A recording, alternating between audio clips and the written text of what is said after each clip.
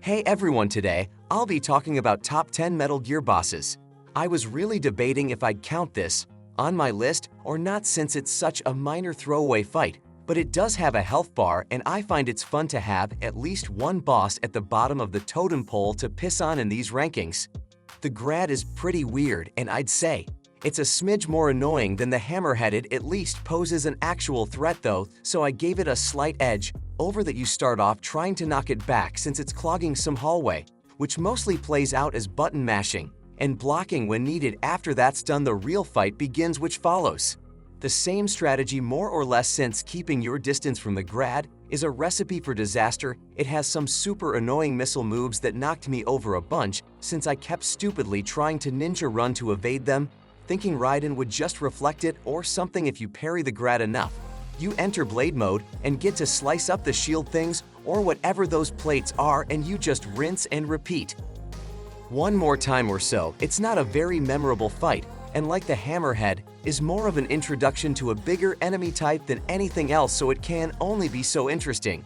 Despite being a member of the Winds of Destruction, KHAMSIN is only a key player in the BLADEWOLF duel, so his character feels underdeveloped. His few lines indicate an intellectually stunted obsession with the word freedom, and that's the only trait he's given, save for a penchant for swearing like the other bosses who have their own themes.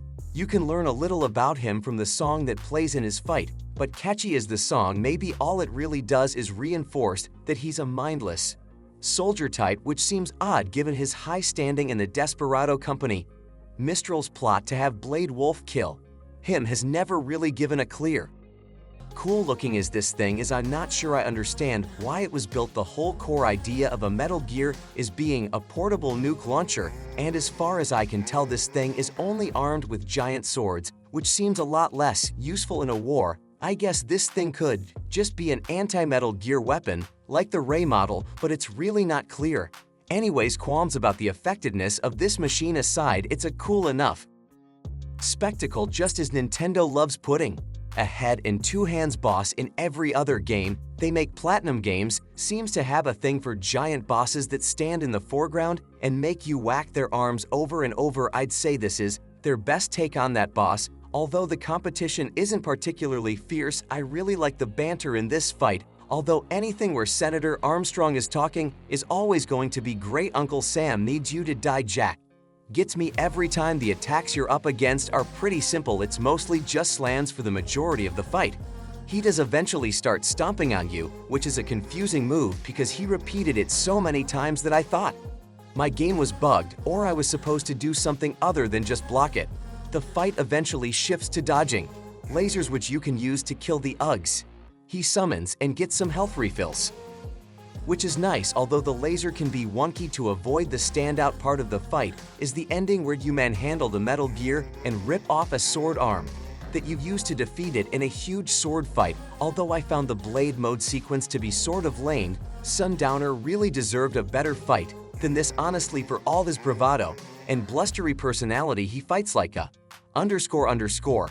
He just cowers behind his explosive shield, which is so easily avoided that roughly half of the people who've played this game didn't even realize he had a second phase if you destroy it. This is also because he has a pitifully thin health bar that you can shred in like 30 seconds if you feel like getting it over with quickly. My fight with him here was super awkward because I was trying to let him show off his moves and enter his second phase, so I couldn't be too aggressive. I'm no stranger to holding back on bosses in the name of getting enough footage duration, but this was just ridiculous. It's a shame his second phase is so awkward to kick off, since it's a good deal better than the first phase, I'd say, and makes the full version of Red Sun Kicking, which is another great track. I've actually sung a horrible cover of this song before, and it is out there on the internet somewhere, but it's pretty hard to find anywhere, luckily for me. Anyways, in Phase 2, SUNDOWNER gets some new tricks like picking up pillars to swing at you and summoning a helicopter to lay down suppressing fire in your direction. This helicopter can get pretty early. You fight BLADEWOLF. It makes sense that he's pretty easy, but he's not easy in a way that lets you totally zone out and ignore him, which is great. Albust should keep the player highly engaged, which is not exclusive to difficult fights. Contrary to popular belief, BLADEWOLF is blindingly quick and does enough damage to not be a negligible threat, but good parry timings. Leave him wide open for punishment. He retreats to summon some Uggs every now and then, which in most games would be obnoxious, but in this game means free. Healing, so it serves as a break in the action to get ready for the next phase of BLADEWOLF's onslaught. BLADEWOLF himself is a cool character due to his storyline about becoming fully sentient and free from Desperado's orders over time is entertaining, and of course he's got a chainsaw tail, which is badass. That opening cutscene is awesome and one of my favorites in terms of sheer coolness. The visuals, like Raiden narrowly dodging the chainsaw and the melty knives, are great and pair nicely with the amusing banter that Raiden and BLADEWOLF. The fight with MISTRAL is an awesome way to cap off the first full level of the game, with plenty of plot significance and fun action to go around. As a survivor of the Algerian Civil War, MISTRAL was a perfect fit for the winds of destruction, and her gimmick of having multiple arms thanks to the dwarf geckos makes for some pretty unique attacks. Her signature move is a crazy vertical spin attack where she flies around with her pull arm and tries to run into you, which is best avoided by careful parrying. There are some great quick-time events in this fight, which is something I'm a fan of. I feel like quick-time events are generally frowned upon, but if they're cool enough, I think they're a great way to fuse cutscene quality action with gameplay and immerse the player in whatever crazy stunt Raiden or whoever is pulling off. The second phase is unique on a 2D plane where dodging is pretty much useless and it's all about parrying. The top in quality rankings, this is a very rare case where the big rival fight that got built up over the whole game is sort of in the upper middle.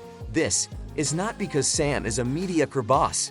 He's probably better than like 90 of these fights. It's just that I love the bosses above him so much that he gets beaten down to 4th. There are issues, though, in my opinion, which I'll bang out right away. Firstly, Sam is a character that I think is carried a bit by a swagger and role as a rival to Raiden. He himself has constantly changing philosophies and swap sides seemingly at random. He goes from violently fighting against Armstrong to working for him to help him right in after death, with little catalyst for change with the exception of his final resolution. His speech before the fight with Monsoon struck me as trying too hard to sound profound and trying to make Raiden feel bad for killing the cyborgs was dumb, in my opinion. My second complaint is that I don't particularly care for his theme, although it does feel fitting, so it's not a major offense. With that out of the way, he's perfect from a gameplay perspective, and as you guys may know, I generally try to separate character quality from gameplay quality and boss ranking, so my thoughts on his writing failings factor in pretty minorly. Overall, the fast-paced parry fest that makes up his fight is exactly what you'd want from a one-on-one ninja cyborg. This is my favorite first boss in any game ever. Within the first 5 minutes of gameplay, you're thrust into a fight against the towering Metal Gear Ray, which despite its lack of nuclear capabilities is a pretty imposing foe. The ninja run is an awesome flashy mechanic, and this fight is an amazing showcase of it, with Raiden having to deflect an endless hail of bullets as he makes his way over to the legs to slash him up. There's a lot of attack variety, and it definitely leans towards teaching the player in a trial by fire than they do letting you ease, and that's actually one of my only gripes, which is I think it's too punishing for new players. I remember being really confused on my first playthrough, since by this point the game hadn't really communicated to me how to parry, and I played the game with now streaming, so I didn't have the manual to fall back on to check the.